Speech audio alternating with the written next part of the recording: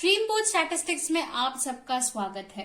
आज हम लोग सॉल्व करने वाले हैं general studies question paper 2B। आइए क्वेश्चन देख लेते हैं।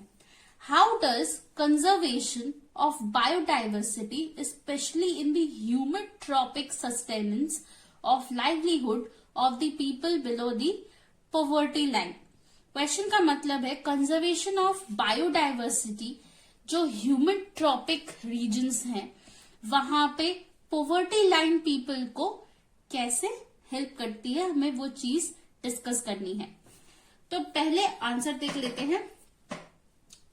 Biodiversity is all the different kinds of life that can be found in one area, the variety of animals, plants, micro organisms etcetera that make up our natural world. तो biodiversity का मतलब क्या है? एक particular reason में, एक particular area में जो भी प्लांट्स हैं, एनिमल्स हैं, माइक्रो ऑर्गेनिजम्स हैं लाइक फंजाई, बैक्टीरिया एक्सेट्रा, वो जो एक एरिया के अंदर है उस चीज को हम उस एरिया की बायोडाइवर्सिटी कहते हैं।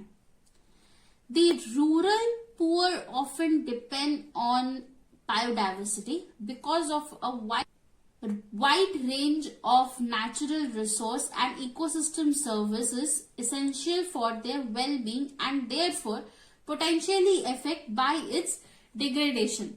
अब जो पुअर पीपल हैं, जो बिलो पॉवर्टी लाइन के पीपल हैं, वो लोग बायोडाइवर्सिटी पे डिपेंड करते हैं। उनका जो लाइवलीहुड है वो बायोडाइवर्सिटी पे चलता है। एग्जाम्पल के तौर पे अगर मैं लूं, जो लोग गांव में रहते हैं जहां पे इनकम उतना अच्छा नहीं है या फिर आप कह सकते हो कि डेवलपमेंट अच्छा नहीं है, तो वहां पे अभी भी चूल्हा जलाते हैं काव डंग से और लकड़ी से, पेड़ के जो लकड़ी होते हैं वो और मुरझाए हुए पत्तों से वो चूल्हा जला के अपना खाना बनाते हैं।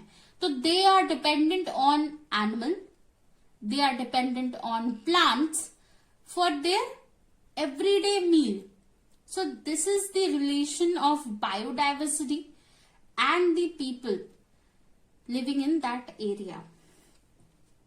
तो आइए पॉइंट वाइज समझने की कोशिश करते हैं।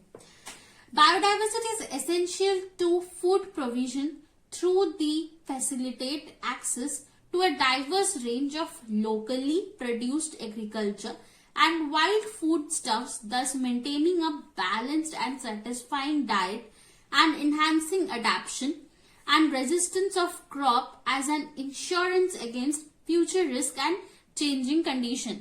Now biodiversity एक essential part है फूड प्रोविजन के लिए। कैसे essential part है? आप मान लीजिए कि आप पौधे ग्रो कर रहे हैं and they are resistant to some diseases, so which is effective for the people around them or which is effective for the people जहां पे वो अनाज, वो क्रॉप, वो एग्रीकल्चर पहुंच रहा है, राइट? तो इसी चीज को कहा गया है कि हम जो बायोडाइवर्सिटी में जो एग्रीकल्चरल प्लांट्स लगाते हैं, क्रॉप्स लगाते हैं, वो रेजिस्टेंट टू डिजीज हो सकता है। देन वो कुछ वाइटल माइक्रोन्यूट्रिएंट्स हमें दे सकता है, जैसे विटामिन हो गया, ओमेगा हो गया, वो हमें प्रोड्यूस कर सकता है, दे सकता है, ताकि हम उस फूड को, उस पर्टिकुलर प्लांट को, क्रॉप को हम अपने मील में इंक्लूड करें ताकि हमारा एक प्रॉपर डाइट मेंटेन हो। So that is why conserving the biodiversity is very important. Next point, biodiversity is also support food production through soil formation and land productivity, pest disease control in agricultural system and crop pollination। तो biodiversity food production को support करती है। क्यों करती है? हमने पहले ही बोला कि अगर हम बायोडाइवर्सिटी को कंजर्व करके रखेंगे तो क्या होगा, नए तरीके, डाइवर्सिफाइड तरीके के क्रॉप्स प्रोड्यूस होंगे। उस क्रॉप से हमें ये पता चल सकता है कि अगर मान लीजिए कि वो क्रॉप जो प्रोड्यूस हुआ it is resistant to some disease, और उस क्रॉप में जो ओमेगा लेवल है या विटामिन की जो लेवल है that is good for our health, तो हम उस क्रॉप को क्या करेंगे कि हम उस क्रॉप को दोबारा लगाएंगे, प्रोटेक्ट करेंगे. That is why conservation of biodiversity is very important. Next point, much evidences shows that catchment with well preserved natural forest almost always deliver high quality water other than catchments. तो इसका मतलब क्या है, natural forest के जो water हैं, water areas हैं, वो ज्यादा प्योर हैं देन अदर कैचमेंट्स, मतलब अदर एरियाज के वाटर से. तो ये क्यों है, क्योंकि नेचुरल फॉरेस्ट में बायोडाइवर्सिटी का कंजर्वेशन अच्छे से हो रहा है क्योंकि वो नेचुरली हो रहा है. पर लोकल एरियाज में क्या होता है कि पॉपुलेशन बढ़ गया है, वाटर क्वालिटी डिक्रीज हो रहा है इस वजह से. तो इसीलिए कंपेरेटिवली बोला गया है यहाँ पे कि बायोडाइवर्सिटी जहां पे कंजर्व्ड होता है अच्छे से, लाइक इन नेचुरल फॉरेस्ट, वहां पे water is in a pure form in comparative to local areas. Next, biodiversity regulates floods, fires, diverse native plants and more fire adapted hurricanes and storm surge. Biodiversity अगर हम conserve करके रखेंगे तो वो जो natural calamities होते हैं जैसे फ्लड हो गया, हरिकेन हो गया, स्टॉर्म्स हो गए, इन सब को प्रिवेंट करता है, रेगुलेट करता है. Next, natural system with intact structure, especially plant diversity, better resist the introduction of invasive pathogen and disease. Now, अगर हम प्लांट डाइवर्सिटी को मेंटेन रखेंगे, जैसे अभी आपने सुना होगा या आपने कहीं पे पढ़, क्योंकि अभी बहुत ही ये चीज ट्रेंडिंग में चल रहा है, plant in vitro technology. Plant in vitro technology एक ऐसा टेक्नोलॉजी है जहां पे हम प्लांट को मॉडिफाई करके उसको रेजिस्टेंट बना के तैयार करते हैं एंड देन हम उसको फील्ड पे लगाते हैं.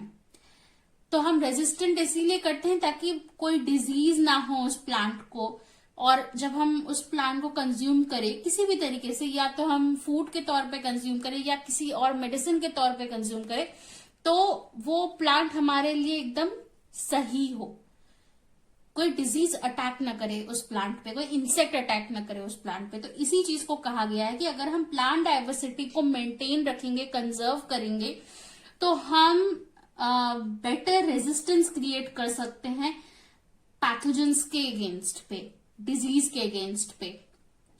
Last point, benefits to rural dwellers like pharmaceutical companies from harvested plants have large derived varieties from high diversity ecosystem. Now, अगर हम बायोडाइवर्सिटी को मेंटेन रखेंगे तो ऑब्वियसली एक हाई डाइवर्सिफाइड इकोसिस्टम क्रिएट होगा उस एरिया पे.